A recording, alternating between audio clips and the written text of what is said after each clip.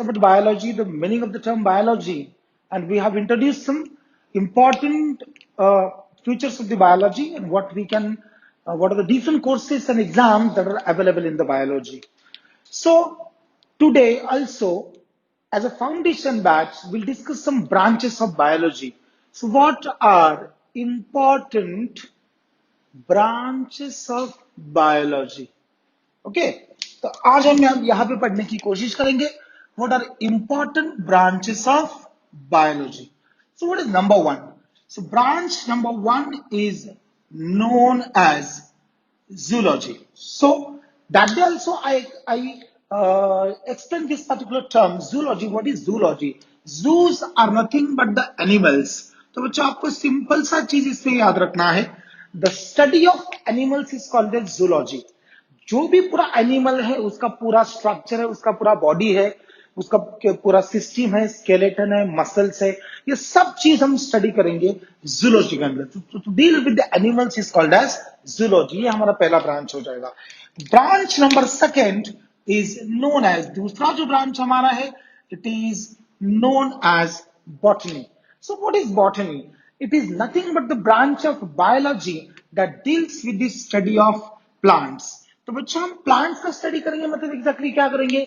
Plants में भी physiology होती है, प्लांट्स का भी बहुत सारा सिस्टम है, तो हम पढ़ेंगे the different systems in the plant present. Like आपने 10वीं में पढ़ा है, लास्ट ईयर पढ़ा है कि ट्रांसक्रिएशन होता है, उसके अंदर आपने पढ़ा है फोटोसिंथेसिस का एक प्रोसेस है, प्लांट किस तरह से पानी को एब्जॉर्ब करना है, मिनरल्स को एब्जॉर्ब करेंगे, किस तरह से फ्लावरिंग होती है, सीड हम कैसे करते हैं, पॉलिनेशन क्या होता है, कौन से टाइप के पॉलिनेशन होते हैं, और प्लांट्स को हम कैसे क्लासिफाई करते हैं, ये सब चीज हम बच्चे पढ़ेंगे बॉटनी के अंदर. तो देखिए जूलॉजी हम एनिमल्स की पढ़ाई करेंगे, बॉटनी के अंदर हम प्लांट्स की पढ़ाई करेंगे. So next is very important known as microbiology. What is it called as? Microbiology. So what is microbiology? It is nothing but the study of microorganisms. बच्चों इनका जो भी एक अगला वाला टॉपिक रहेगा, अगले वाले वीडियो में मुझे एक चीज मैं इंट्रोड्यूस करना चाहूंगा कि what are different fathers and discoverers related to this particular branches, वो भी हम अगले वाले वीडियो में ऐड कर देंगे. आज सिर्फ मैं ये टर्म्स आपको बताने की कोशिश करूंगा. So what is microbiology? It is a branch of biology that deals with the study of microorganisms. आप लोगों को पता होना चाहिए this deals with the study of microorganisms. तो कौन से माइक्रो ऑर्गेनिजम्स होते हैं? देखो बच्चों आपको दो चार ही माइक्रो ऑर्गेनिज्म बहुत कॉमनली पता होते हैं, बैक्टीरिया होता है, वायरसेस, बट इनके अलावा भी बहुत सारे माइक्रो ऑर्गेनिजम्स है. इन सब का स्टडी करना हम बोलते हैं माइक्रोबायोलॉजी. जो 12th साइंस के बाद हमारे पास एक कोर्स अवेलेबल होता है, it is called microbiology, BSc and MSc in microbiology. अच्छा स्कोप होता है इसके अंदर भी, एक खुद एक अलग सा ब्रांच है जो उसमें बहुत अच्छा स्कोप भी होता है माइक्रोबायोलॉजी के अंदर. सो कौन सा माइक्रो ऑर्गेनिज्म इसमें आ सकता है? देखिए जो कॉमन माइक्रो ऑर्गेनिज्म की बात करेंगे, it deals with bacteria, study of bacteria होते हैं, वायरसेस होते हैं, प्रियॉन्स होते हैं, ठीक है. इसमें और भी बहुत सारे हैं, जैसे आप पकड़ लो यहाँ पे विरियॉन्स भी होते हैं. इस तरह से और भी बहुत माइक्रो ऑर्गेनिजम्स है जो यूनिसेल्युलर ऑर्गेनिजम्स है, इनको हम स्टडी करते हैं ये ब्रांच के अंदर. इसको हम बोलते हैं माइक्रो बायोलॉजी. तो सबसे बड़ी अपने ब्रांच देखिए जूलॉजी, उसके बाद मैंने बताया बॉटनी, उसके बाद मैं बोल रहा हूँ micro biology. After this come to the next branch which is very famous branch in biology, is known as genetics. देखिए जेनेटिक्स के बारे में बात करेंगे, सबको पता है इसमें एक टर्म आपका आ रहा है जिन. सो सिंपली आपको पता चलेगा this is a branch that deals with the study of जिन. भाई जिन की पढ़ाई करनी है, जेनेटिक्स की पढ़ाई करनी है, ये तो सबसे इंटरेस्टिंग ब्रांच है बच्चों, याद रखेगी. इसमें भी बहुत बड़ा स्कोप है. बहुत से बच्चे ऐसे ध्यान आके पूछते हैं कि सर मुझे जेनेटिक्स में कुछ करियर करना है, किस तरह से करियर होता है. So believe me it is one of the very very unique branch. Genetics दुनिया का सबसे यूनिक ब्रांच है जिसमें आप जीन्स की पढ़ाई करते हो, जिसमें आप हेरिडिटी और वेरिएशंस की पढ़ाई करते हो. तो हम जेनेटिक्स को किस तरह से डिफाइन करेंगे, हमें डेफिनेशन देना है. Study of animals is zoology, study of plants is botany, study of micro organisms is microbiology. यहाँ पे आता है जेनेटिक्स. बच्चों देखो जेनेटिक्स में मैं डेफिनेशन लिखना चाहूंगा. What is genetics? It is nothing but the study of heredity and variations, ये तो बहुत इंटरेस्टिंग ब्रांच है। आप इसमें स्टडी करते हो हेरिडिटी और वेरिएशंस का। What is heredity? हेरिडिटी होता क्या है? Heredity is nothing but the transmission of similar characters, study of transmission of similar characters, that is called as heredity. But जो डिफरेंसेस होते हैं एक जनरेशन से दूसरे जनरेशन के अंदर, उन डिफरेंसेस को हम क्या बोलते हैं बच्चों? वेरिएशंस बोलते हैं। और इनका पूरा स्टडी करना कि किस तरह से हेरिडिटी को ट्रांसमिट किया जाता है, किस तरह से वेरिएशंस को बनाया जाता है। देखिए, हम हमारे पेरेंट्स से पैदा जरूर होते हैं, पर एग्जैक्टली पेरेंट्स के जैसे नहीं होते। बहुत सारे चेंजेस हमारे में, हमारे पेरेंट्स में, सिबलिंग्स में होते हैं, भाई बहन में होते हैं। ये चेंजेस क्यों होते हैं उसका पढ़ाई हम करते हैं वेरिएशंस में। बट कुछ सिमिलैरिटीज भी उसके अंदर है, वो हम पढ़ते हैं हेरिडिटी में। इसमें बहुत सारी बीमारियां हैं, बहुत सारे डिसऑर्डर्स है, जेनेटिक्स से रिलेटेड, जीन्स को कैसे ट्रीट किया जाता है। आजकल जेनेटिक्स एक बहुत फ्लरिश ब्रांच है, इसमें बहुत सारा डेवलपमेंट हो चुका है।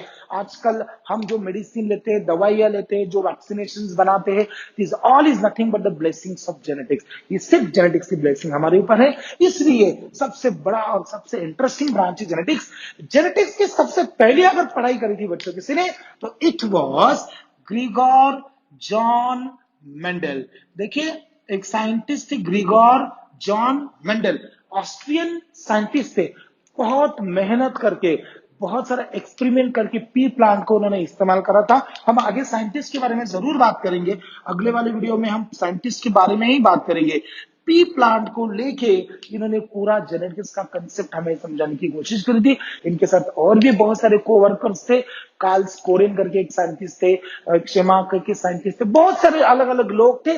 इन सब लोगों ने मिलके हमें जेनेटिक्स के बारे में कुछ बताया था, जेनेटिक्स का कंसेप्ट देते। इसीलिए तो हम ये जो ग्रीगोर जॉन मेंडल है, इनको हम फादर ऑफ जेनेटिक्स भी बोलते हैं। ये वही इंसान है जिन्होंने हमें जेनेटिक्स के बारे में पहली बार कुछ बताया। There is something in the cell that is controlling this particular heredity and variations. तो ये हो गए हमारे ग्रीगोर जॉन मेंडल।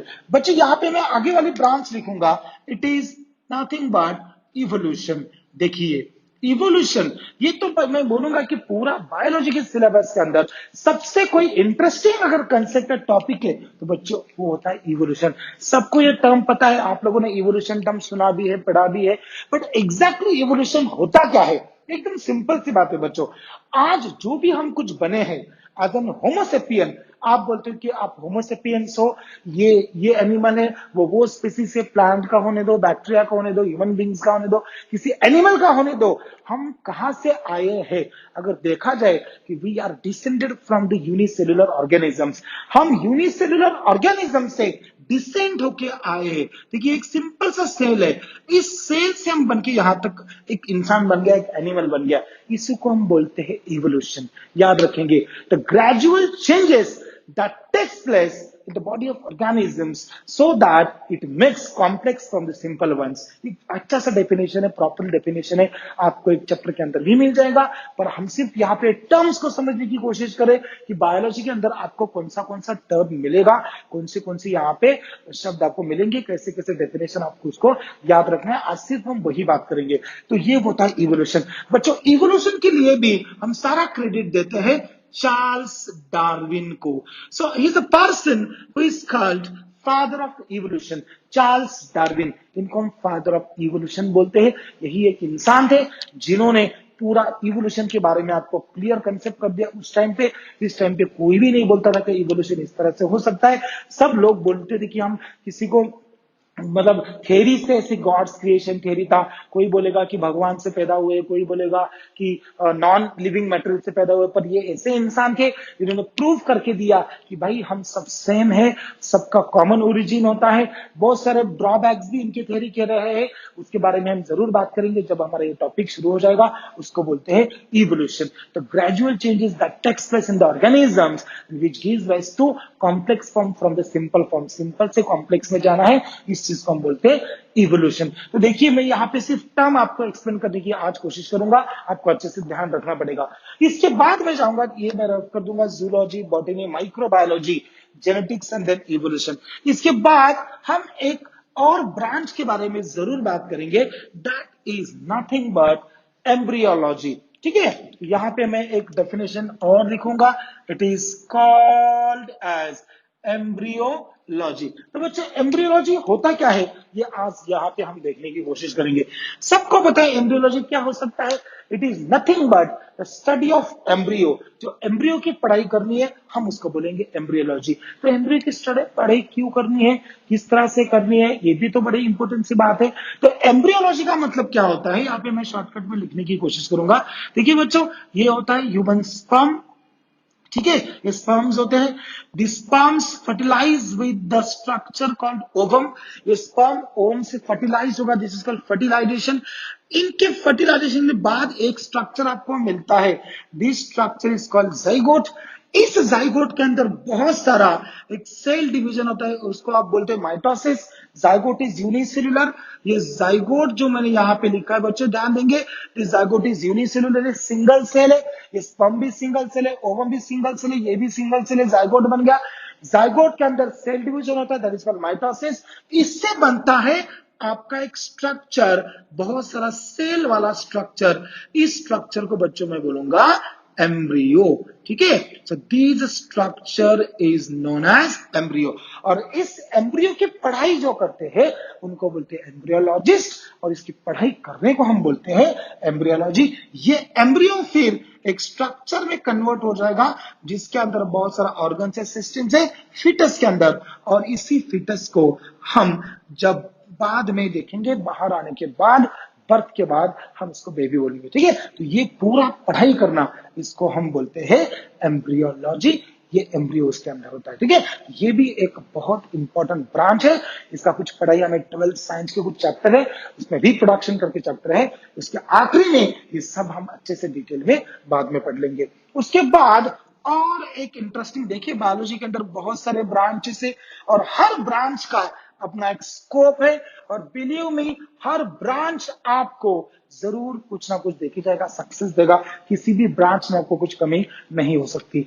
अगली वाली ब्रांच में यहां पे लिखना चाहूंगा, इट इज नथिंग बट, देखिए एक ब्रांच है बच्चों हिस्टोलॉजी। तो वो हिस्टोलॉजी होता क्या है, जैसे आप देखेंगे हिस्टोलॉजी क्या होता है, पूरा हमारा बॉडी जो बच्चों कितना सेल से बनता है आपको पता है, ट्रिलियंस ऑफ सेल्स। बोला जाता है human body is made up of 3 trillions of the cells. हम ट्रिलियंस ऑफ द सेल्स से बने पड़े हैं, बट इन सेल का अगर आपको स्टडी करना है तो वो स्टडी, एक्चुअली सेल का स्टडी नहीं बोलूंगा मैं, टिश्यू का स्टडी मुझे बोलना है। तो जो टिश्यू बनता है, आपको पता है टिश्यू कैसे बनता है। देखिए बच्चों, यहाँ पे एक सेल होती है, बराबर, ये सेल ऑर्गेनाइज करके आप उसको बनाते हैं टिश्यू, ठीक है।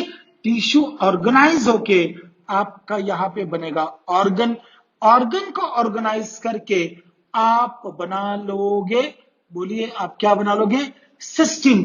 और सिस्टम को ऑर्गेनाइज करके आप बनाते हो बॉडी, ठीक है। बॉडी के बाद देखेंगे population, then community, then biosphere and then ecosystem. ये बहुत सारा बात है, एनवायरमेंटल साइंस के अंदर भी ये चीज करते हैं। तो देखो, ये जो टिश्यू का पढ़ाई करना है, टिश्यू का स्टडी करना है, इसको हम बोलते हैं हिस्टोलॉजी। आपको 11th साइंस के अंदर ही एक एनिमल टिश्यू करके चैप्टर होता है, उसको हम बड़ी इंटरेस्ट से पढ़ते हैं, क्योंकि आपको पता ही होना चाहिए कि टिश्यू का फंक्शन क्या है, टिश्यू करता क्या है हमारी बॉडी के अंदर, और हमें टिश्यू क्यों पढ़ना चाहिए। बट टिश्यू की पढ़ाई अगर आपको करनी है बच्चों, तो आपके पास होना चाहिए माइक्रोस्कोप। देखिए, आप 11th साइंस में शुरू शुरू में प्रैक्टिकल्स कंडक्ट करते हैं। उस प्रैक्टिकल में बहुत पहला ही प्रैक्टिकल हमारा होता है स्टडी ऑफ माइक्रोस्कोप, कि माइक्रोस्कोप की पढ़ाई करनी पड़ेगी, कौन सा लेंस होता है, आईपीस क्या काम करते हैं, किस तरह से माइक्रोस्कोप का अपने लेंस को एडजस्ट करना है, और किस तरह से स्लाइड आपको प्रिपेयर करना है, कौन से स्टेन हमें इस्तेमाल करना है, हम ये सब चीज इस ब्रांच के अंदर पढ़ते हैं। It is called histology. Malpighi करके साइंटिस्ट थे, उन्होंने हिस्टोलॉजी के बहुत सारे कंसेप्ट हमें दिए हैं, हम बाद में जरूर देखेंगे।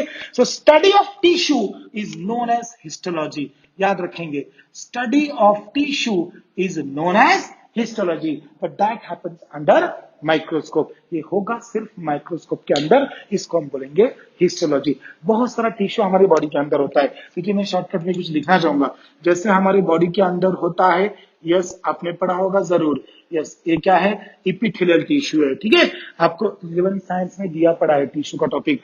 दूसरा टिश्यू हम पढ़ेंगे इसी के अंदर, कनेक्टिव टिश्यू हम पढ़ेंगे, राइट। तीसरा वाला टिश्यू हम देखेंगे muscular tissue, okay, muscular tissue भी यहाँ पे होते हैं। और एक टिश्यू की हम पढ़ाई करेंगे आगे जाके, it is called nervous tissue. और ये सभी टिश्यू को अगर आपको पढ़ना है तो आपके पास जो ब्रांच है उसको हम बोलेंगे हिस्टोलॉजी, राइट। तो ये होता है हिस्टोलॉजी, ये होता है टिश्यू। ओके, इसके बाद मैं देखूंगा और एक ब्रांच जो है बहुत बहुत इंपॉर्टेंट है बच्चों को, उसमें थोड़ा सा पढ़ाई करने में कभी कभी दिक्कत हो जाती है, बट बिलीव मी ये भी बहुत आसान सी ब्रांच है बच्चों।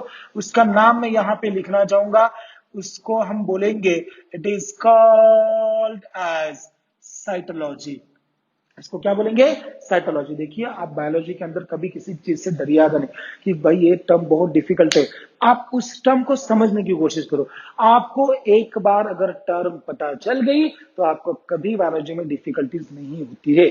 जो आपने 10वीं में किया, अभी वो सब बातें भूल जाओ। रट्टा मारना जो प्रोसेस आपका था, मेमोराइज करना था, एक ही चीज 10 बार पढ़ लो, ऐसा यहाँ नहीं करना है।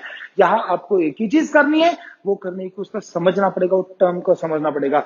जैसे यहाँ पे मैंने लिख दिया साइटोलॉजी, तो बच्चों देखो यहाँ पे जो साइटो टर्म होता है उसका मैं लिखूंगा सेल, और दूसरा जो टर्म है लोगस, उसका मतलब होता है टू स्टडी। तो इसका सिंपल सा मतलब क्या होगा? सेल को स्टडी करना मतलब क्या हो जाएगा? साइटोलॉजी हो जाएगा। बहुत सारे लोग हमारे पास है जो साइटोलॉजी की पढ़ाई करते हैं। तो साइटोलॉजी की पढ़ाई करना मतलब क्या करना? सेल की पढ़ाई करना। सेल में क्या पढ़ेंगे आप सेल में पढ़ेंगे यस स्ट्रक्चर, आप सेल के अंदर पढ़ेंगे कंपोजिशन, आपको सेल का कंपोजिशन पढ़ना है, स्ट्रक्चर पढ़ना है, और आपको इसमें सेल डिवीजन भी पढ़ना है। तो ये सब चीजें आपकी आ जाएगी सेल के अंदर। हमें 11th साइंस में ही एनसीईआरटी में हो या फिर आपका स्टेट बोर्ड में हो, एक बहुत इंटरेस्टिंग टॉपिक है, कम से कम 10 से 12 इसका क्वेश्चन नीट में पूछा जाता है।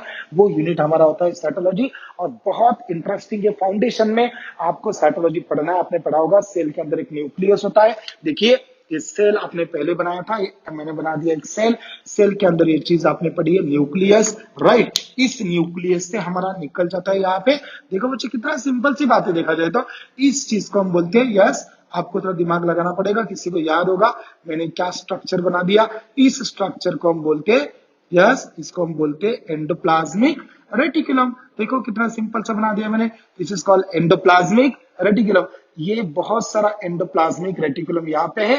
तो ये सब चीज को समझना, जो हम ब्रांच में देखेंगे उस ब्रांच को बच्चे हम बोलेंगे यस साइटोलॉजी। ये सबका स्टडी करना एंडोप्लाज्मिक रेटिकुलम होता है। इसके अंदर जो आप पावर हाउस बोलते हैं सेल का, ये देखिए सबको पता है माइटोकॉन्ड्रिया। यस, बहुत सारे बच्चों को पता है mitochondria power house of the cell, but अभी खत्म हो गया वो बात। सबको पता है, 5th स्टैंडर्ड के बच्चों को पता है कि mitochondria is the power house of the cell. But बात हमारी कहां पे आ जाएगी? क्यों? उसको क्यों पावर हाउस बोलते हैं, यहां से हम उसका पढ़ाई करना शुरू करेंगे। ये आपका 11th साइंस है। अभी आपको 2 साल है, 11th एंड 12th, 2 ईयर आपके पास है। यहाँ पे आपको सब रीजनिंग पढ़ना है, ठीक है। ये माइटोकॉन्ड्रिया होता है। बहुत सारा स्ट्रक्चर इसी एंडोप्लाज्मिक रेटिकुलम की वजह से बनता है, उसको हम बोलते हैं गोल्जी बॉडीज। देखो, ये गोल्जी बॉडीज होता है। ये हो गया आपका एंडोप्लाज्मिक रेटिकुलम, ये हो गया आपका गोल्जी बॉडी, ये होता है आपका mitochondria. This structure is nucleus, ये एंटायर स्ट्रक्चर को हम बोलते हैं साइटोप्लाज्म। ये सब चीज की पढ़ाई हम करते हैं। इनका फंक्शन क्या है? Cell is what? Cell is like एक मशीन है। सेल पूरा एक इंडस्ट्री है। ये सेल पूरा एक इंडस्ट्री होता है बच्चों। इसका जो रिमोट कंट्रोल न्यूक्लियस है, इसका जो पावर हाउस है माइटोकॉन्ड्रिया है, इसका जो पैकेजिंग सिस्टम है गोल्जी बॉडी है, इसका जो ट्रांसपोर्ट सिस्टम है एंडोप्लाज्मिक रेटिकुलम है, इसका जो दरवाजा है वो रहते हैं आपका सेल मेम्ब्रेन के ऊपर। तो एक सेल जो होता है पूरा इंडस्ट्री होता है, और उसमें कौन कौन किस तरह से फंक्शन करता है। अगर आप मेरे लेक्चर्स बाद में साइटोलॉजी सुनोगे, यू विल बी सरप्राइज कि कितना इंटरेस्टिंग टॉपिक है एक सेल को समझना। Cell is the basic unit of the life, structural and functional unit of the life.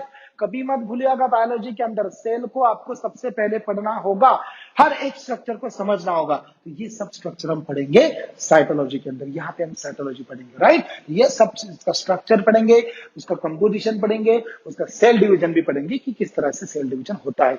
इसके बाद एक और ब्रांच यहाँ पे जो है थोड़ा सेल से रिलेटेड है बच्चों, यहाँ पे हम देखेंगे। उस ब्रांच को मैं बोलूंगा it is called as, yes, it is called as biochemistry. Chemistry. देखिए ये ब्रांच है बायोकेमिस्ट्री। सबको पता होगा केमिस्ट्री का डेफिनेशन क्या है बच्चों। हर कोई सब्जेक्ट के पहले प्लीज मेरे लिए एक काम करिएगा, उसका डेफिनेशन पढ़ो, सब्जेक्ट का डेफिनेशन पढ़ो, सब्जेक्ट का कंटेंट पढ़ो, हमें इसके अंदर क्या पढ़ना है। आपको बनना एग्जाम के लिए नहीं है, एग्जाम को छोड़ दो, आपको नॉलेज के लिए ये सब चीज पढ़नी है। आप जब केमिस्ट्री स्टार्ट करते हो तो केमिस्ट्री का डेफिनेशन आपको पता होना चाहिए। It is nothing but the study of matter and the conversion of one form of matter into another form. यही केमिस्ट्री का फाइनल और बेस्ट डेफिनेशन है। मैटर का स्टडी करना और एक मैटर का दूसरे मैटर में कन्वर्जन, उसको हम केमिस्ट्री बोलते हैं। फिजिक्स का डेफिनेशन आप पढ़ो, application of the laws to the universe. जो भी कुछ लॉज है, थियरीज है, उनका यूनिवर्स पे क्या एप्लीकेशन होता है, ये चीज हम पढ़ेंगे फिजिक्स के अंदर, क्योंकि आपको वो सब्जेक्ट का मतलब पता होना चाहिए। बायोलॉजी के अंदर स्टडी ऑफ लिविंग ऑर्गेनिजम्स हमने पढ़ा था। तो ये सब सब्जेक्ट जो है, मैथ्स क्या होता है, मैथ्स एक ऐसा सब्जेक्ट है जो आपके साइंस को प्रूव करता है, उसको बोलते हैं मैथमेटिक्स। देखो यार ये सब आपको पता होना चाहिए, ये सब्जेक्ट का मतलब होता क्या है, ठीक है ना। सिंपल सी बात मैंने बोल दी, चारों सब्जेक्ट मैंने बता दी क्या होता है। बायोलॉजी क्या है, study of living organisms, correct. Chemistry क्या है, स्टडी ऑफ मैटर, एक मैटर है, ये मैटर है, इसका कंपोजिशन, इसके अंदर है क्या, उसका स्ट्रक्चर, और एक मैटर दूसरे मैटर में कैसे कन्वर्ट होता है, ये हम केमिस्ट्री के अंदर पढ़ते हैं। फिजिक्स क्या होता है, application of laws to the universe, to the living and non living, सबके ऊपर जो कुछ लॉ का एप्लीकेशन होता है उनका पढ़ाई आप करते हैं फिजिक्स में। मैथमेटिक्स क्या होता है, ऐसा सब्जेक्ट जो आपके साइंस को प्रूव करता है, उसको हम बोलते हैं मैथमेटिक्स। कितना सिंपल सी बात है। तब आपको जाके धीरे धीरे इन चीजों में इंटरेस्ट आने लगता है कि मुझे केमिस्ट्री में क्या पढ़ना है, मैटर पढ़ना है, मुझे फिजिक्स में क्या पढ़ना है, लॉज पढ़ने, मुझे बायोलॉजी में क्या पढ़ना है, लिविंग ऑर्गेनिजम्स पढ़ना है। मैं मैथ्स क्यों पढ़ूंगा, क्योंकि मैथ्स ऐसा है उससे मैं साइंस को प्रूव कर सकता हूं, मैं प्रूफ दे सकता हूं कि this is science and this is mathematics. इस तरह से चारों सब्जेक्ट आपको पहले दिन से ऐसे पढ़ना चाहिए। तो देखो यहाँ पे मैं बोलूंगा बायोकेमिस्ट्री, मैंने तो बोल दिया केमिस्ट्री क्या होती है, it is nothing but the study of matter, study of chemicals, ये बायोलॉजी है। तो बच्चों मैं अगर बात करूंगा, समझो एक सेल मैंने बना दिया, ठीक है। सेल क्या है, लिविंग लिविंग थिंग है। बहुत सारा सेल हमारे बड़े की लिविंग ही होता है, कुछ नॉन लिविंग भी, ऐसा कुछ नहीं, पर देखा जाए तो लिविंग सेल की हम बात करें, ये होगा आपका बायोलॉजी। लिविंग मतलब बायोलॉजी, आपको पता है। इस सेल के अंदर मैं अगर बोलूंगा, इसके अंदर भाई क्या है, कार्बोहाइड्रेट्स है। इस सेल के अंदर आपके पास प्रोटीन है, इसी सेल में फैट्स है। ये सेल इस्तेमाल करते हैं विटामिन को। इस सेल के अंदर 90% क्या है, वाटर है। तो बच्चों अगर मैं लिखूंगा, अगर मुझे यहाँ पे कुछ लिखना है, देखिए मैंने कार्बोहाइड्रेट को लिख दिया, carbohydrate contains carbon, hydrogen and oxygen. Protein contains carbon, hydrogen, oxygen and nitrogen, ठीक है, oxygen and nitrogen. Fats contains carbon, hydrogen, oxygen. Proteins are nitrogenous. Water is nothing but H2O। देखिए ये चीज मैंने यहां पे लिख दी, water is nothing but H2O। तो ये जो सब मैंने लिखा है, ये क्या है, ये आपको दिख रहा है बायोलॉजी, बट इसके अंदर क्या है, कार्बन, हाइड्रोजन, ऑक्सीजन, नाइट्रोजन, क्या है बच्चों, ये तो केमिस्ट्री है। तो इसका मतलब बायोलॉजी के अंदर भी केमिस्ट्री है। आपको ध्यान रखना पड़ेगा, बायो से पहले केमिस्ट्री आता है, पहले केमिकल इवोल्यूशन हुआ, फिर बायोलॉजिकल, पहले छोटे मोटे केमिकल साथ में आ गए, फिर बायोलॉजी बनी। इतना समझना पड़ेगा, first there is a chemical evolution and there organic evolution, ठीक है। तो ये सब केमिकल्स है। तो इसका मतलब लिविंग सिस्टम के अंदर जो केमिकल्स होते हैं, उनकी पढ़ाई करना, उनका रोल पढ़ना, उनके फंक्शंस को पता करना, वो अगर नहीं है तो उसकी वजह से क्या प्रॉब्लम्स हो सकते हैं, इन चीजों को समझना, जो ब्रांच को हम बोलते हैं, इट इज कॉल्ड बायोकेमिस्ट्री। ये होता है आपका biochemistry. Application of chemistry with respect to living organisms is nothing but the biochemistry. आपको कोई भी डेफिनेशन पूछने वाला नहीं है बच्चों। आप ये मत दिमाग में लाइए कि सर ने लिख के नहीं दिया ये नोट्स, हमारे पास तो ये कुछ अवेलेबल है नहीं। आज सिर्फ आपको इस लेक्चर में इतना समझना है कि भाई ये टर्म्स होते हैं, इस तरह से हमें ये टर्म्स को याद रखना है।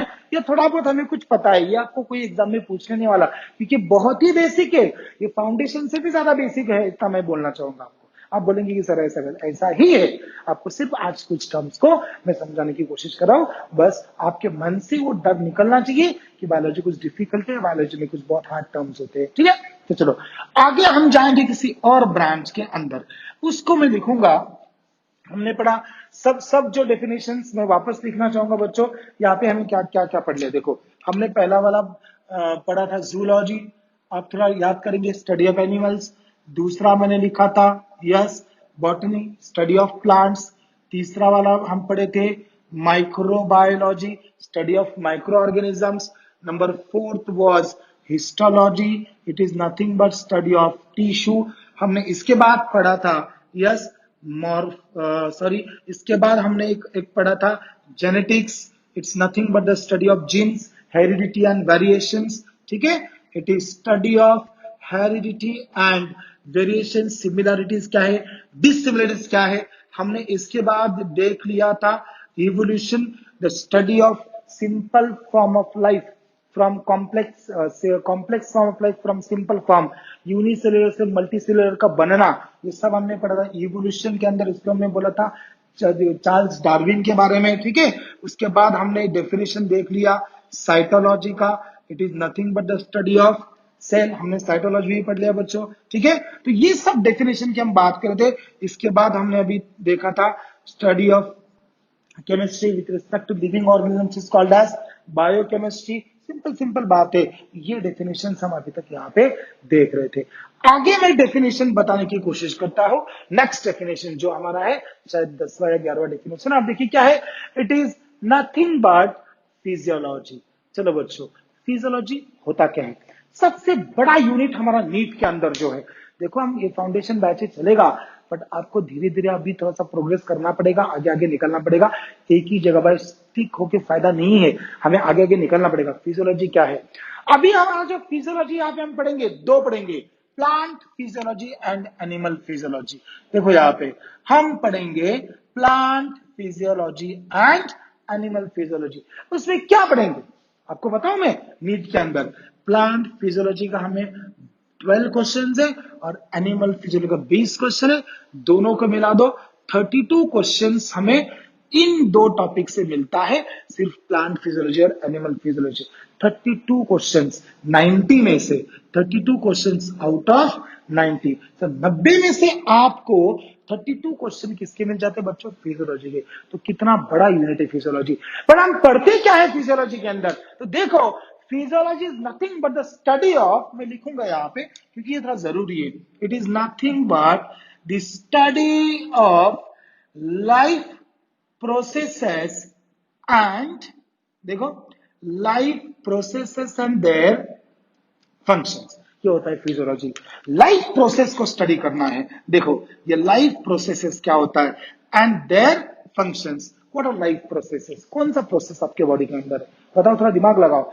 तो आप बोलो कि आप लिविंग ऑर्गेनिज्म, आप जिंदा हो, कोई प्लांट जिंदा है या सब कोई जिंदा है, क्या है लाइफ प्रोसेस, कौन सा होता है, digestive system, nervous system, circulatory system, correct, ये जो सिस्टम है। और कौन सा है आपका रिप्रोडक्टिव सिस्टम, बोलिए, इंटीग्यूमेटरी सिस्टम जो स्किन से रिलेटेड होता है, एक्सक्रीटरी सिस्टम। तो ऑल दिस सिस्टम्स क्या है, लाइफ प्रोसेसेस है। और इन सब का पढ़ाई करना हम किस चीज में पढ़ेंगे, फिजियोलॉजी के अंदर। आप प्लांट के उधर देखो, प्लांट में फोटोसिंथेसिस होता है, यस, प्लांट्स के अंदर रेस्पिरेशन होता है, करेक्ट, प्लांट्स वाटर को रीएब्सॉर्ब करते हैं, यस, ट्रांसपिरेशन होता है प्लांट के अंदर, ये सब क्या है, ये प्लांट फिजियोलॉजी है। तो देखो कितना इंपॉर्टेंट ब्रांच है हमारा plant physiology. And believe me, NEET के अंदर आपको 32 क्वेश्चन 90 में से सिर्फ एक यूनिट का होता है and that is a physiology. हम दो चीज पढ़ेंगे, plant physiology and animal physiology या फिर ह्यूमन फिजियोलॉजी, ठीक है। तो आगे हम और एक दो डेफिनेशंस देखेंगे आज के लेक्चर में। आप सिर्फ इन टर्म्स को याद रखो, डेफिनेशन को रट्टा नहीं करना है, आपको सिर्फ ध्यान देना है कि मैं क्या बात करने की कोशिश कर रहा हूं बच्चों, ठीक है, आपको रटना नहीं है, right. So next definition is anatomy. देखो एनाटॉमी क्या होता है, it is nothing but, anatomy का मतलब होता है it is nothing but study of yes internal structures, internal structure का स्टडी करना, आपके बॉडी के अंदर क्या है उसकी पढ़ाई करने को हम बोलेंगे एनाटॉमी। इसके लिए तो आपको एक चीज करना पड़ेगा, क्या करना पड़ेगा बच्चों, प्लांट एनाटॉमी भी होता है, एनिमल एनाटॉमी भी होता है, सबका होता है। अंदर क्या चलता है हमारी बॉडी का, स्ट्रक्चर भी क्या चल रहा है, इंटरनल स्ट्रक्चर। फिजियोलॉजी तो अलग हो गया, इंटरनल स्ट्रक्चर हमें पढ़ना होता है कि बोन्स कैसे, कितने बोन्स है, मसल्स कहाँ है, कितने मसल्स है, ये सब चीज हम पढ़ते हैं एनाटॉमी के अंदर। ठीक है, तो अगले वीडियो के अंदर हम आगे के जो डेफिनेशंस है और कुछ जो साइंटिस्ट है उनके बारे में मैं कुछ डिस्क्राइब करने की कोशिश करूंगा। आपके दिमाग में सब ये चीज आनी चाहिए। अब ये डेफिनेशंस का थोड़ा सा याद करने की कोशिश करो, कोई भी रटेगा नहीं, मेमोराइज नहीं करेगा, इतना याद रखिए। कोई भी डाउट है, डिफिकल्टी है तो आप प्लीज वैसे कमेंट करिए, सजेशंस भी आपके वेलकम है। तो अगले वीडियो में हम आगे के डेफिनेशंस कंटिन्यू करेंगे, आगे के ब्रांचेस कंटिन्यू करेंगे। Thank you very much.